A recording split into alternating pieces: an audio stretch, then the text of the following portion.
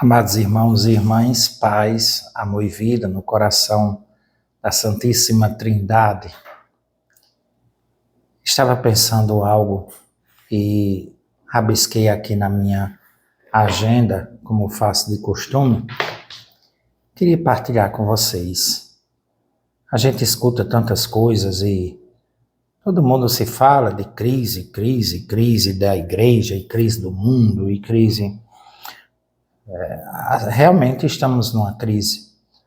Mas a crise também é um momento de crescimento, se nós formos humildes ao ponto de percebermos que há algumas coisas que precisam ser mudadas, reorientadas, algumas coisas que precisam evoluir em nós.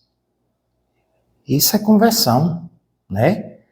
Nós tomarmos consciência pela ação do Espírito Santo que estamos errados em algumas coisas, e em outras coisas nós precisamos mudar de mentalidade, mudar de atitudes, principalmente no que se refere ao grande desejo de Deus e ao grande mandato de Jesus Cristo.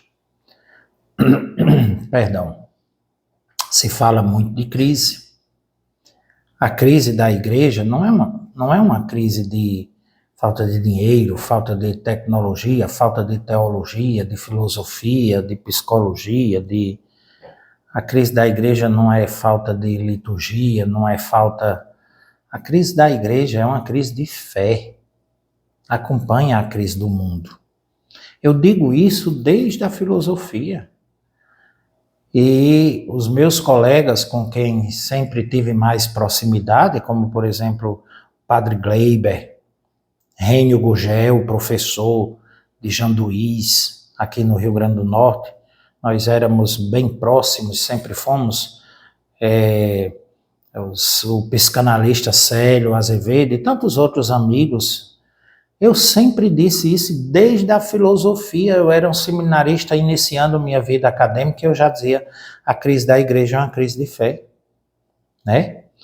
Hoje é um dos grandes desafios da igreja a gente recuperar esta fé e recuperar esta fé falando de Jesus aos próprios cristãos, aos próprios católicos.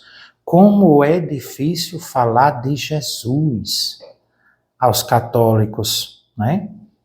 Porque nós estamos vivendo um tempo que outros assuntos interessam mais. Outros assuntos interessam muito mais aos cristãos do que a vida de Jesus, a vida dos profetas, de Maria, de José, dos apóstolos, dos santos e santas da nova atualidade. Então nós vivemos esse tempo em que a vida de Jesus interessa. Vejam quais são os assuntos debatidos nas nossas rodas de conversa, né? Não são assuntos ligados às Sagradas Escrituras, à vida dos santos, a filosofias, a boa filosofia, as sabedorias dos grandes homens e mulheres. Não. Nós vivemos, infelizmente, muito mais a igreja dos nossos desejos, das nossas expectativas, das nossas ideologias e pensamentos, mais do que a igreja do Evangelho. E o Evangelho do simples jovem de Nazaré, que deu a vida para nos salvar. A gente vive a igreja do eu. Não escutamos o Papa, até o criticamos. Agora, o que o Papa está falando, senão do Evangelho? Não ouvimos os mais velhos. Nós queremos a igreja do eu, da minha bolha, do que eu penso, da minha ideologia. E aí perdemos a unidade, perdemos a comunhão, até pregamos com toda a intrepidez e gritando, disseminando cada vez mais divisões. Não é o que pensou o jovem de Nazaré. Como nós precisamos voltar aos evangelhos? Deixar um pouquinho de lado a igreja do institucionalismo exagerado, da burocracia exagerada. Sim, a gente precisa disso, mas deixar um pouco a igreja do institucionalismo exagerado, do perfeccionismo, a igreja que tanto peca na hipocrisia, quando nós nos achamos melhores do que os outros, mais eleitos, mais santos, mais sábios. O céu vai ser só para mim e você vai para o inferno porque você é assim assado. Como nós precisamos deixar essa prática de igreja do eu, né? Então, voltarmos à escuta dos evangelhos, né? Deixar um pouco essa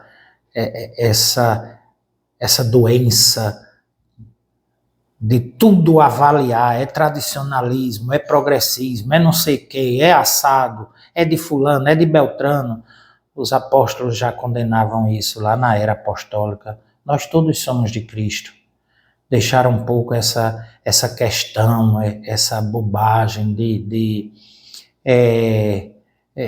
regras exageradas, leis exageradas e voltarmos aos evangelhos. Como é difícil falar de Jesus e dos evangelhos hoje. Por isso nós precisamos voltar, né, a Jesus Cristo. A crise da igreja é uma crise de fé. Que Deus tenha misericórdia de nós.